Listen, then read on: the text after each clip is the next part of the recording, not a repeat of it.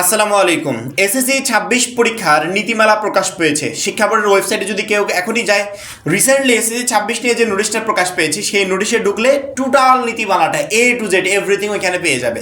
এবং এই নীতিমালায় আমাদের এসএসসি 26 পরীক্ষার সিট প্ল্যানিং কিভাবে হবে সেইটাও শিক্ষা বোর্ড জানিয়ে দিয়েছে। সিট প্ল্যানিং নিয়ে যে ইনফরমেশনগুলো আমাদের জানার দরকার ছিল বা যে প্রশ্নগুলো সাধারণত থাকে যে পরীক্ষার হলে কিভাবে বসাবে, কিভাবে অন্য স্কুলের সাথে আমরা অ্যাডজাস্ট করে বসবো বা কী কী সিস্টেম থাকবে, টোটাল এভরিথিং সিট প্ল্যানিং নিয়ে শিক্ষা বোর্ড এই নোটিশে টোটাল তথ্যটা তুলে ধরেছে। মাত্র 100 টাকায় যারা এখনো আমাদের এসএসসি 26 টার্গেটে প্লাস কোর্সে যুক্ত হন এই খুবই দ্রুত করো, কারণ কি একটা মাত্র কোর্সে তুমি সকল সাবজেক্টের সাজেশন পাবে, সকল গ্রুপের পিডিএফ আকারে, বিগত 5 বছরের বোর্ড এমসিকিউ পাবে উত্তর সহ পিডিএফ আকারে, প্রত্যেকটা সাবজেক্টের প্রত্যেকটা চ্যাপ্টার ভিত্তিক জ্ঞানমূলক এবং অনুধাবনমূলক প্রশ্ন উত্তর পাবে পিডিএফ আকারে, চ্যাপ্টার ভিত্তিক সংক্ষিপ্ত প্রশ্ন উত্তর পাবে পিডিএফ আকারে, গ্রামার অংশে শর্টকাট টেকনিক, লিখিত অংশে শর্টকাট টেকনিক, পড়াশোনার রুটিন, এ প্লাস গাইডলাইন সবকিছু থাকছে এই একটা মাত্র কোর্সে। যারা এখনো আমাদের কোর্সে যুক্ত হও নাই, স্ক্রিনে দেওয়া নাম্বারে 100 টাকা কোর্স ফি পাঠিয়ে এই নাম্বারেই হোয়াটসঅ্যাপে আমাকে জানাবে ভাই কোর্স ফি পাঠিয়েছি, সাথে সাথে তোমাকে গ্রুপে যুক্ত করে নিব, তখন থেকে তোমার এই প্লাস প্রস্তুতি শুরু হয়ে যাবে। তো নোটিশটা তো অনেক বড়, কারণ কি নীতিমালা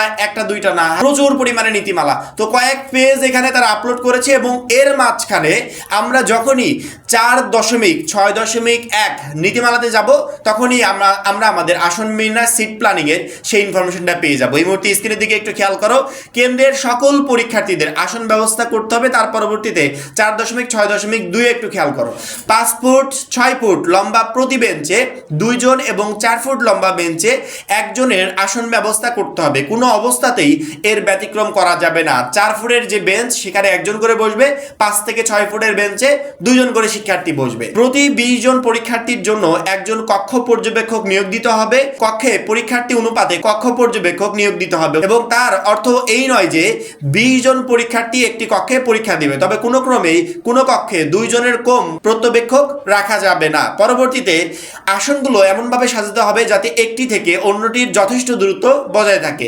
একই বিদ্যালয়ের পরীক্ষার্থীদের পরস্পরের সন্নিকটে আসন ব্যবস্থা করা যাবে না, অর্থাৎ একই বিদ্যালয়ের শিক্ষার্থীরা একই সাথে বসে পরীক্ষা দেওয়া যাবে না, অর্থাৎ পরপর করে সাজানো যাবে না। তোমার স্কুল পরবর্তীতে আরেকটা স্কুল, তার পরবর্তীতে হয়তো বা তোমার স্কুল, এইভাবে তারা সাজাতে পারে, কিন্তু একই স্কুলের স্টুডেন্টরা পরপর করে তারা বসতে পারবে না একই সাথে। ওকে, আসন ব্যবস্থার এক বা একাধিক কপি পরীক্ষা কেন্দ্রের ভেন্যুর কোনো প্রকাশ্য স্থানে সংশ্লিষ্ট সকলের জ্ঞাতার্থে ঝুলিয়ে দিতে হবে। পরীক্ষার্থীর প্রবেশপত্র উল্লেখিত রোল নম্বর তার আসন নম্বর হবে।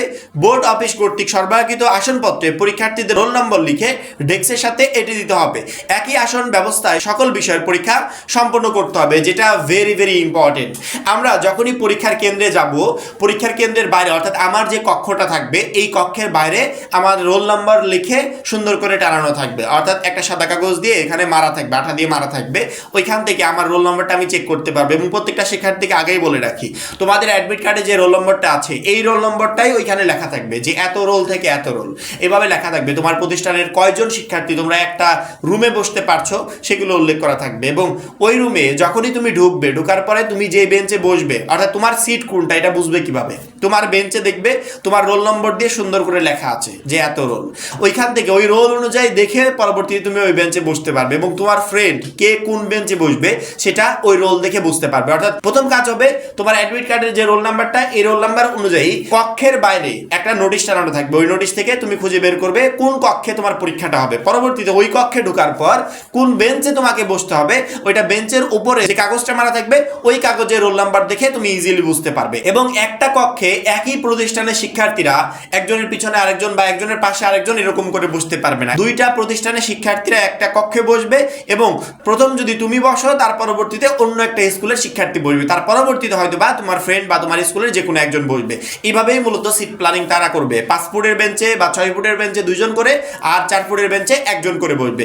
এই টোটাল প্রসেসটা হচ্ছে সিট প্ল্যানিং এসএসসি 26 পরীক্ষার জন্য, যেটা শিক্ষা বোর্ড রিসেন্টলি একটা নোটিশের মাধ্যমে আমাদেরকে জানিয়ে দিয়েছে। এবং এই নোটিশে আরো অনেক নীতিমালা আছে যেগুলো প্রত্যেকটাই ইম্পর্টেন্ট, কিন্তু সবচেয়ে গুরুত্বপূর্ণ বা শিক্ষার্থীদের জানার দরকার ছিল যে নীতিমালাটা, সেটাই মূলত আসন মেনাসের এই বিষয়টা পরিষ্কার করলাম। আশা করি এই সিট প্ল্যানিং নিয়ে আর কারো কোনো প্রশ্ন নাই। আশা করি এই সিট প্ল্যানিং কিভাবে হবে এই রিলেটেড আর কারো কোনো প্রশ্ন নাই। সামনে বোর্ড পরীক্ষা, সময় হাতে একদমই অল্প, শেষ মুহূর্তের প্রিপারেশনটা বেস্ট হওয়া চাই। এবং তোমাদের এই বেস্ট প্রিপারেশন নিতে, এ প্লাস প্রিপারেশন নিতে একবারে লাস্ট মোমেন্টে আমাদের মাত্র 100 টাকার পিডিএফ কোর্সটা প্রচন্ড পরিমাণে হেল্প করবে। এই জন্য যারা কোর্সে এখনো যুক্ত হয়নি খুবই দ্রুত যুক্ত হয়ে যাবে। সবাই ভালো থাকবে, সুস্থ থাকবে, আল্লাহ হাফেজ।